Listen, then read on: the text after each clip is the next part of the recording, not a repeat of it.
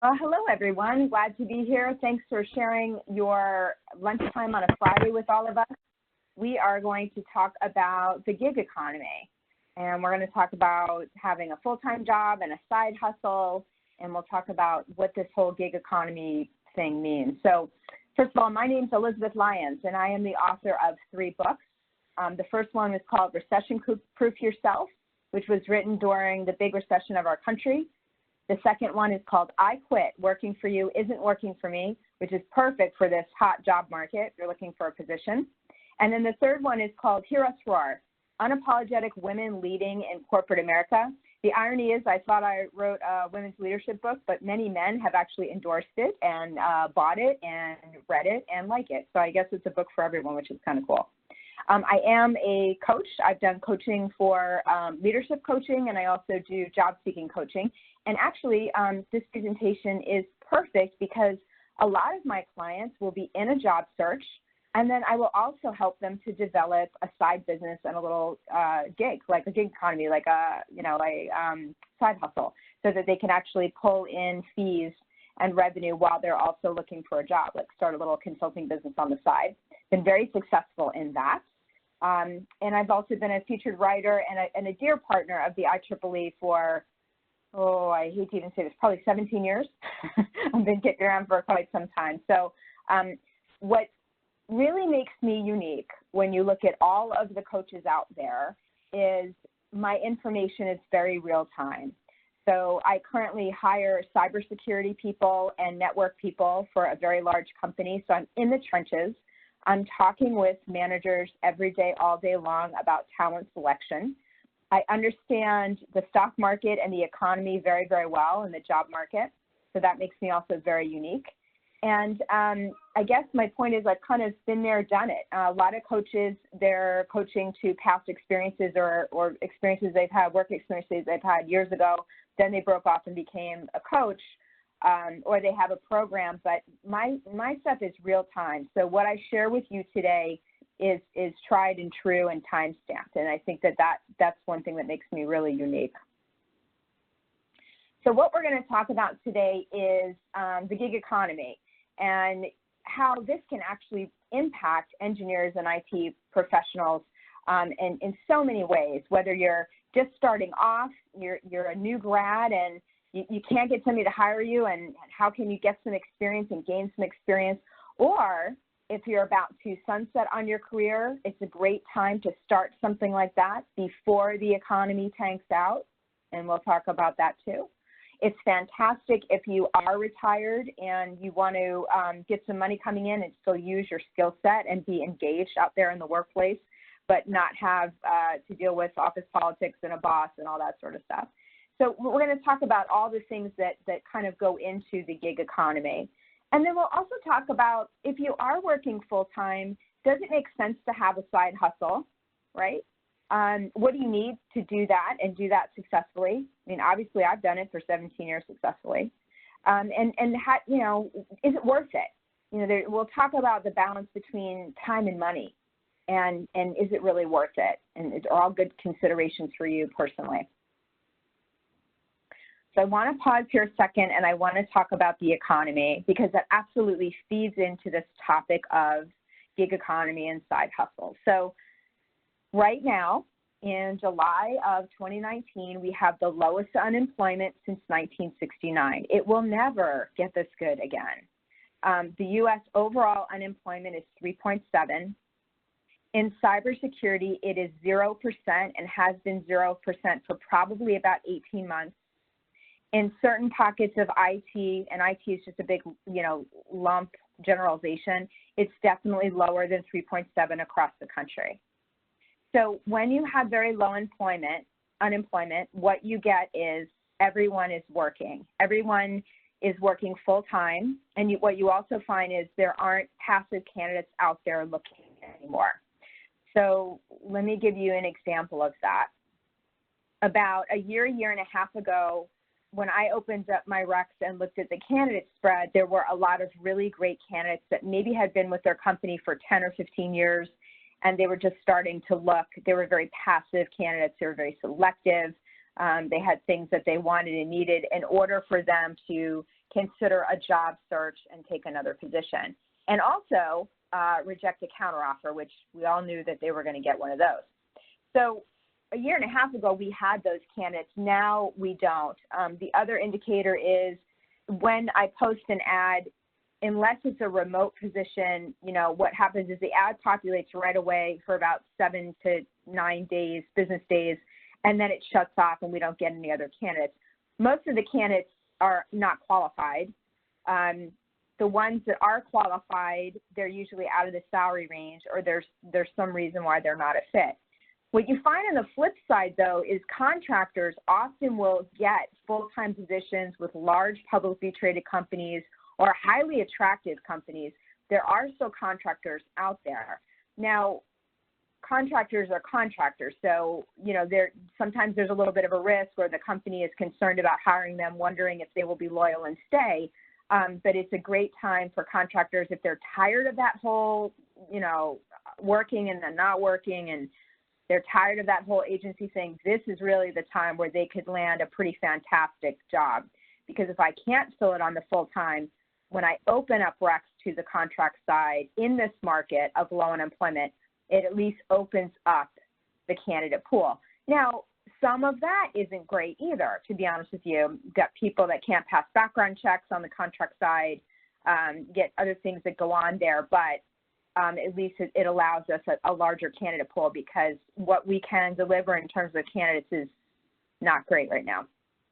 I had a conversation this morning with a director, and it was an interesting conversation. He said, you know, you showed me a candidate on the full-time side, and I looked on the contract side, it's the same candidate name. And I said, you know, back in the agency days, we would, you know, the joke in the office was it's the same candidates that we just recycle because there isn't anyone else. And he was like, oh, I understand. I said, I've been trying to tell you this for months, that you need to make a selection and move on, because even what's available here is going to go. What you'll also see during this time in the economy is a highly volatile stock market. So it may be a bit of a ride, and it has zero to do with who's the president or what side of the fence you're on. It's just a normal thing that you see right before recession, before it all goes bust. Now, recession is going to follow, and I tried to be pretty open here and say it'll follow within 12 months. I mean, I think that's at the longest. I started to see the signs of recession about 3 years ago, 2.5, 3 years ago. I actually called my Fidelity person, and I saw some indicators on my desk that others wouldn't see. And my Fidelity gal said, yep, our models are starting to show that. So it takes some time to go into recession, and then when it hits for a while. Certain parts of the country will be hit harder than others, but it's actually going to be a very different kind of recession this time around, and there'll be other factors than what happened in 2008, 2009. And honestly, I'm not educated enough to comment on that, so I'm going to stop talking around that right now. But all of this is really critical if you're in a job search or you're considering the gig economy. This is important stuff. So let's back up a minute. What is this gig economy? Like, you see articles out there, Forbes has written on it, a lot of people have written on it. Gig economy is very simply, you're an independent contractor. And there was some statistics out there that said, you know, by 2020, there's going to be this huge jump of people that are going to be independent contractors, to the point where they scared large publicly traded companies and said, you're going to lose all your talent pool. You know, you need to think about this. When I look at it, you know, my first comment to that immediately was, no, not really, because we have serious healthcare and insurance concerns. So it's very difficult to go off and go do your own thing and be an independent contractor and have no insurance or very little insurance, or just have catastrophic insurance. So I think when you look at the candidate pool, I don't know, between 30 and 50 years old or so, you're not going to see them jumping off. They might do this as a gap, you know, a gap job or a short period of time. Gig economy is perfect for somebody that is exiting college or a couple of years out, can't find, you know, something to do in their own field, and needs some experience. This is a great way to do it. It is fabulous for people that retire. And we'll talk about that in a little bit. Retirement is very different. When I was a kid, people retired and went down to Florida. And our vision was, I guess they sat underneath a palm tree for a while. And I don't really know how long that was. I don't know if it was a couple years or what. It wasn't very long. And then they died. And and it's very different now.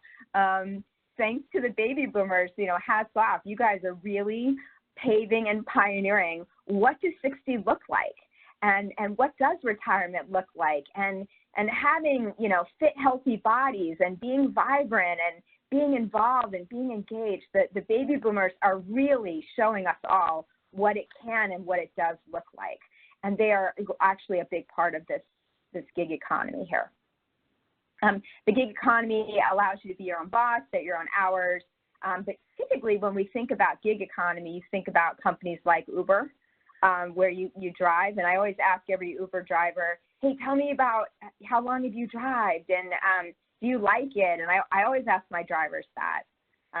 Honestly, I use Lyft, but I always ask them. And every single one of them that I have met, whether it's in Atlanta, Georgia, or Boulder, Colorado, or Dallas, Texas. I'm thinking about the cities I've been in where I've had drivers.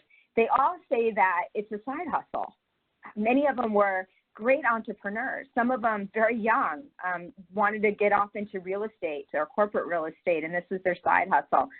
One man was fantastic. He was retired, and when he traveled around, he would just plunk into a city, put on his Uber and Lyft sign, drive for a couple of hours, and enjoy his time with his family. So that's kind of what we think about when we think of gig economy, is the big companies that have helped produce work opportunities and this independent contractor mindset.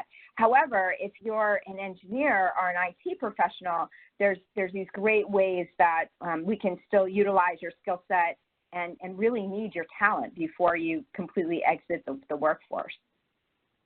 So I wanted to kind of pencil out for all of you the pros and cons of this, right? Because I think it's important, if you're thinking about jumping into it, these are things you want to think about. So the pros are definitely, no boss. So if you're that engineer that you just cannot stand the office politics anymore, or, here's another meeting that really should have been an email, and I certainly know what that feels like.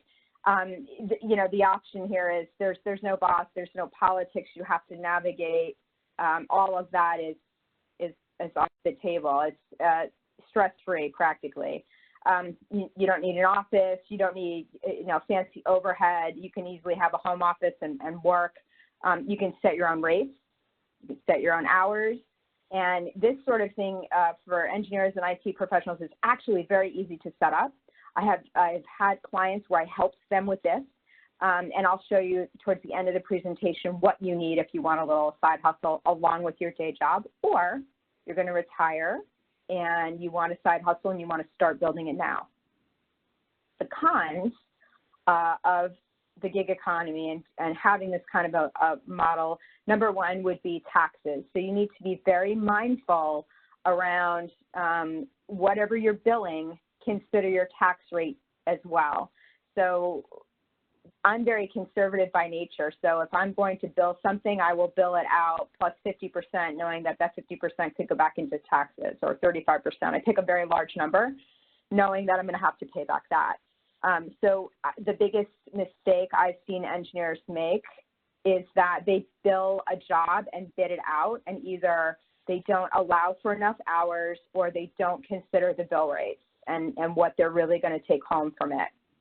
You have to be very disciplined if this is a full-time income that you're going after, or decide if it's a part-time income, and you need to be disciplined in terms of, how much are you going to work, and understand whatever number that is that you're trying to make per month and the activity that you need to do to generate that kind of work. So, corporate America, or even if a mid-sized company, you go in, you do your job, you come home, right? But with all that, you get health insurance, your taxes are taken care of. You just go in and do your thing and leave.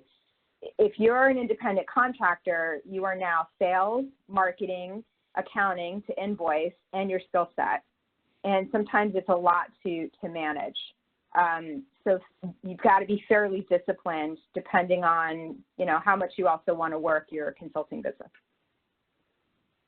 The other thing that you want to look at that can be a con is you want to really think about, is it worth it, right? I've had some people years and years ago, engineers, go off on their own, and they found that they were trying to escape the politics of the office, and they found that it was much more stressful to try to balance all of the skill sets that they had to bring to the table as an independent contractor, and do all of it and all of it well, rather than working the full-time job. So it's one of those things where you think the grass is greener, and then you get out there and it's this catch-22. You're marketing to find the work, you find the work, and then you're working the work, and then you bill it, and then you got to find another project, and that can be very stressful, and it can be feast or famine on the family. So again, there's flexibility here. I'm really discussing, like, if you're going to replace a full-time income or get close to that. If it's just a side hustle and it doesn't really matter, then maybe that's not a stress point. And then the other piece where I see engineers and IT people struggle is they are phenomenal technologists, but they are not great with some of the business acumen or some of the sales piece, and they struggle with that. They have kind of a hard time with that. So another piece of that can be very stressful is, finding that work and selling your services, knowing you're competing against others that may do the same kind of work that you do. Now, at the end of the presentation, I'll actually show you websites. There's websites where you can actually go and bid out work, and that makes that sales piece a little bit easier. But, the typical trying to drum up work and the sales piece is normally a part of this independent contractor. So going back into the thought around retirement and the gig economy, retirement is, like I said, so different than when I was a kid growing up. And I thought this was a very cool slide because it kind of tells you about the baby boomers and how they view retirement, and they broke them into like who they are. So there's this top percent here. It's a small percentage. It's like 15%. And I've actually had male candidates say this to me, that they're at the top of their game and they have plenty of money, but they just aren't ready to retire yet. And I distinctly remember two people saying to me, Elizabeth, I just have one more rodeo in me. I'm just not ready. And they had piles of money. So they were just very driven and wanted to continue to work well into their 60s, above 65 and so forth. So that's one pocket of retirement. It's rare, as you can see, 15%. My father was this guy, actually, that I think about it now. I think he retired at, I want to say 70, and honestly, I think they pushed him out of the company because he really needed to retire, but he immediately went back to work part-time and loved it and enjoyed it and kept him very engaged. And frankly, I think for him, it kept him alive another 12 years. So, and when I think about work and myself, that's what I see for myself. I am definitely my father's daughter, no doubt about it. So there is this small pocket, but it's not common, to be honest. Then you've got people that it just didn't work out for them, right? And they have to work to pay the bills. They've got debt. They took a big dive in 2008, 2009. They made poor financial decisions along the way. They decided they were going to pay for their kids' college education, not fund their own retirement. They kept giving to everyone else, and now here they are, 65 plus, and they've got to work to pay off the debt. So there is a chunk of that in our country, 28%. Then you've got what we call the caring contributors, where they really want to give back to their community. It's unpaid work. They'll go in with a nonprofit. There's one gentleman that I work with. He does work full-time, but he actually, as he phases into retirement, he does these phenomenal things for the police force in Dallas. Like, he'll feed them for Thanksgiving and feed them for Christmas and throw these huge parties for the police department. And he's so active in the church that if there's a crisis in the community, the pastor gets the first call and he gets the second call because he is so wired in to the nonprofit organization. So, like, if your house burnt down, the pastor gets the call and then Ken gets the call because he knows the resources to get them housing, clothing, and everything. He is totally the caring contributor. He loves it.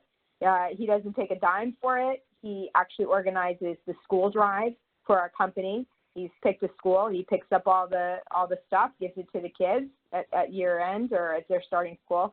And these folks, it's about 33% of our retirement force, and that's what they're going to do with their time. Then you've got the life balancers, and I probably myself will fall in between the driven and the life balancers. Life balancers just need engagement. Typically, I would say they're probably high extroverts. Family is grown and gone. Grandkids probably live far away. They're not really hooked into their own family, but they stay working just for the social interaction and to keep themselves mentally sharp. The money is a big help, but it's not a big driver. It's really about they enjoy working, and it's a social thing, and that's about 24%. So you can see how all of this really ties into the gig economy and how we are going to lose some key people and some key skill sets, but we may get them back part-time. I thought this was really interesting. I found this quote. Almost 60% of retirees said retirement is their chance to pursue a different type of work where they can follow their passions, enjoy a flexible schedule, avoid the stress, and experience new things. I thought this was interesting, and this, I think, is a big chunk of what you're going to see in that gig economy. So I want to switch gears here a minute, and I want to talk about how do you develop a side hustle. So I'll tell you my story. Many, many years ago, when I first started placing talent and I started placing engineers, I talked to thousands and thousands of people. And the irony was, when I got my job, it was in the middle of a recession. And so the irony was I had way more candidates that were unemployed than I had clients to place them with. And I remember if we posted a job way back then, we could get 100, literally, or 150 candidates apply within a week. And I was trying to really learn and understand what they did. So I talked to a lot of engineers about what they did and tried to understand their jobs and understand not just the buzzwords on their resumes, but understand who they are and their career path and what came next for them in their career. And the engineers were extremely gracious with me many years ago and took a lot of time and explained. And so I would give them career advice. I didn't even realize it. I would give them career advice and really prep them for these interviews and help them to have a competitive edge to win the job. And I made a lot of great friends professionally along the way. And what I found was my early morning commute and my evening commute, I was literally career counseling people. And this is way before that word was even out there. I mean, talking 17 years ago, there really wasn't information out there on job seeking. There really wasn't much out there at all. People certainly weren't writing books. So what I found was one thing led to another, and I came home and I said, I think I have a practice here. And my husband at the time looked at me and said, oh, I don't think so. And he kind of laughed at me, and I said, no, I think I actually have a bona fide service. And I actually think that this is something that people can use, and I think that I could actually build. And he said, I don't think so. And I said, no, I think so. And so I wrote out a process, and it was literally what you would call today being a program, a job search program. And it was very good. And it was really based off of thousands of conversations I had with engineers over the years.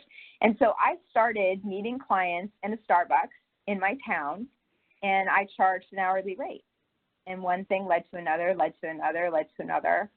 and 3 books later, and radio shows later, and everything else later, you know, I definitely developed a name and a side hustle. And I will tell you, while I respect and am so grateful for all the people that have employed me full time, I will never get rid of my side hustle, because when I'm in between jobs, I'm able to put more steam at my consulting business and pull in revenue immediately. Twice I have written books while I was unemployed or going through something very serious like cancer. I wrote a book. it's a great way to have your own expression in terms of work and actually make some revenue, and you get to follow your own rules. And I find for me personally, that's what I need. I'm happy to go in and be compliant with companies' rules and be a good steward of an organization. And I'm very happy when they choose me. But at the end of the day, my consulting business, I choose my fee structure, I choose my clients, and frankly, I don't take them all.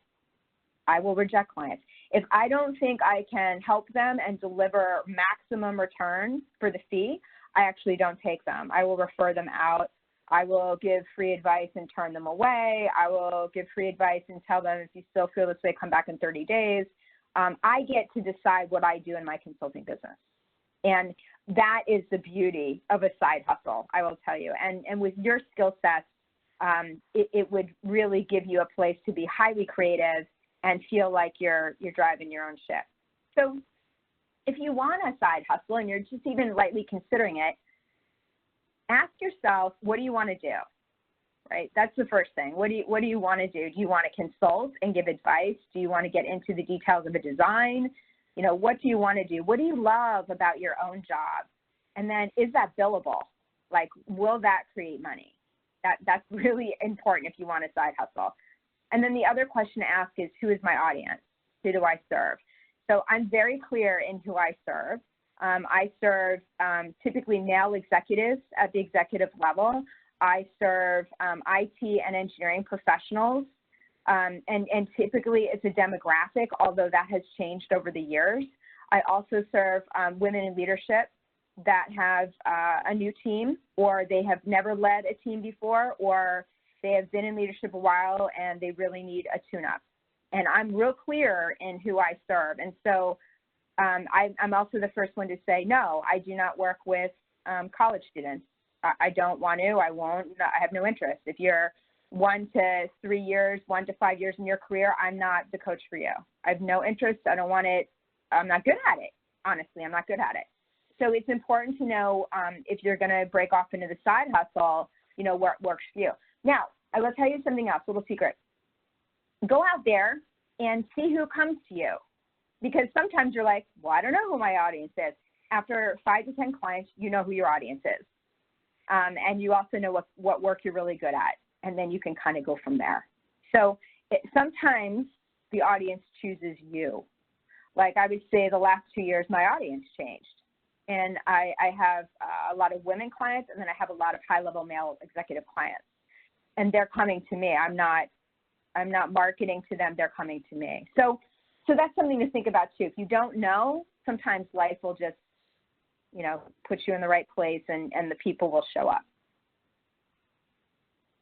I want to pause here and I want you to just think about this, because in a side hustle, sometimes the money doesn't matter. You know, sometimes it does and sometimes it doesn't. Sometimes the money matters because you know your skill set is worth something, like you're an accountant or you're an engineer, and you know that there's value in that. And just due to the principle of it, you do not want to give it away. And sometimes you do, because it's a nonprofit and they're struggling and their IT system is a mess and you can help them. So this is kind of a personal question with your side hustle, and it goes back to billing. How much do you bill, and is it worth it? It's very frustrating if you're trying to make an additional income and it's not producing an income. Then you have to look at the time balance there, which goes to this slide. So the one thing I learned very young in my early 20s was life is a constant balance between time and money. And when I was very, very young, I knew I had more time than I had money. So I didn't mind working overtime. I didn't mind taking on extra projects or what have you. As one grows older, that can become a different balance. And it's important to kind of look at, and I always ask this of my clients, does $10,000 more a year really matter? So if you take that job, is it worth $10,000 more a year, or do you really want to see your kids, you know, soccer game? Maybe that's the more important piece there. it's a funny thing. And the irony is, and the sad thing is we all think we have more time. And then the health issue hits, or the recession hits and wipes you out, or your spouse gets a health issue, or you blink and your kids are moving out and into college and gone. So when you look at the gig economy, you do want to factor in your time and your money. And if you do want to work, that's fine, but you're going to pay the cost on the other end. If you're chasing the money, you're going to pay the cost on the other end on the time. You know, if you've got a lot of time and, you know, it's tight financially, do you want to spend more time there and earn some money? So there's a constant balance there. And way back in the day, I actually learned accounting, and that's what really taught me the foundations of money, and then eventually became the stock market. And I've got to, you know, it's very unusual that someone like me would understand those things deeply. But I think happiness really does tie into this, because otherwise it can be really stressful, honestly. So let's say you get to the end of this presentation, you're like, maybe I would want to do something like that. I wonder what would it take, right? So the last client that I had, I just ended services with her about a month or so ago. She was a CPA. She was an accountant. She had a full-time job in corporate America. Her husband was in the military, and they moved constantly, and she was about to relocate to Kansas. She had a side hustle, and she wanted to kind of beef that up just a little bit. She wanted to pull a contract, which she did. Like, she barely moved there, and through the coaching and everything else, she had a job in a week of landing there. And then she wanted to also keep her side hustle, which I highly recommended. She knew her audience. She knew her bill rate and all that. But I said to her, if you want to be, I said, how do you get your clients now? She said, it's all word of mouth. I said, well, if you want to grow that, and you want to do something more than tax, and you want to do more financial consulting, you know, here's what you would need. And we set this up for her, and it's working out really well. So the first thing that you need, very simply, is a website. And it does not have to be robust at all. It's just got to be a good landing page, and then who, what, where, when, and how. Who are you? Why would I call you over the other engineers or IT people? You know, what's different about you? I would not recommend you put any pricing on there, so you can negotiate that on the phone. You always do negotiations live. Don't do them in email. It doesn't allow for a back and forth conversation. But just a very simple website is really all you need. And then honestly, all you need is business cards, because when you're out and about and you're meeting people, either through networking meetings or some bizarre place like a coffee shop or a family reunion, you've got a business card about what you've got, which will drive them back to the website, which will drive them back to you. So really, to start, it's an extremely low amount of money going out. You know, Vistaprint for the cards, a decent logo, a decent card, and a decent website, very, very low cost. You can always beef up the website. So just keep it real simple. Understand, again, who's your audience. Get some idea of what you want for a bill rate. Try to figure out where your audience is hanging out. So let me give you an example of that. My client did a lot of work with military people, like she did their taxes. And sometimes their taxes were a little bit complex because they had houses, they had other things going on, other moving parts within their taxes. And her husband was in the military, and it provided referrals into her. And she actually got a lot of business off of Facebook, believe it or not. She knew who her audience was, but she also had an idea of her bill rate and where she needed to be for that audience. So that's important to know. Where's your audience? And if you've got something set up on Facebook, but you get more hits on LinkedIn, you know, where are you hanging out on social media? And how can you spread the word of mouth? The other thing I always like to describe is what is your market? Like what, this is a good example, but like what are you? Are you Walmart, meaning you're, you know, high volume, low bill rate? like a lot of work and a lower bill rate? Are you target, like you're right in the middle? You're a good product or service for you know, an affordable amount of money? Or are you Nordstrom? And many, many years ago, I remember picking very clearly what my space was and what it's not. And that was the best thing I ever did. This is who my client is. This is the space I play in, and I don't play in the other spaces. So I think it's important to figure that out. And then it goes back to you, right? Maybe you can go lower fees and more work and do work like that because the money isn't a big driver. And maybe you just want the high-end stuff and the real complex projects because it's challenging, but you're going to bill accordingly. So that's all. You want to consider that too. Like, who are you? Are you Walmart, Target, or Nordstrom? Referrals are a great way to drum up the business. It's very easy. Once you get one client or two clients on your belt, boom, you should be asking for referrals. You do want to consider, again, taxes, benefits, retirement plans, health care. You do want to look into that and make sure that you're not going to get yourself into a financial position that you can't get yourself out of, or now you've made too much money and you got a big tax bill the following year. Those are all the financial pieces of it. It's really good to maybe bounce off a CPA also before you get going on it. And then, again, you want to consider time and money. Like I said, I don't take all clients. If I don't think I can serve them, I refer them out. I'm very honest. If I can answer a question and point them a direction, I do not sell them a whole program. I don't convince them they have a bigger problem than what they do. So that's another thing, right? You might be bidding a lot of projects and not have a lot of clients, and either you're okay with that or you're not, right? And you want to consider if it's profitable and does that matter. That's a real personal decision. And then the other thing that's very powerful is just talking to others that have done it. You know, talking to people that have a side hustle and how did they do it, especially if they're in your space of engineering or IT.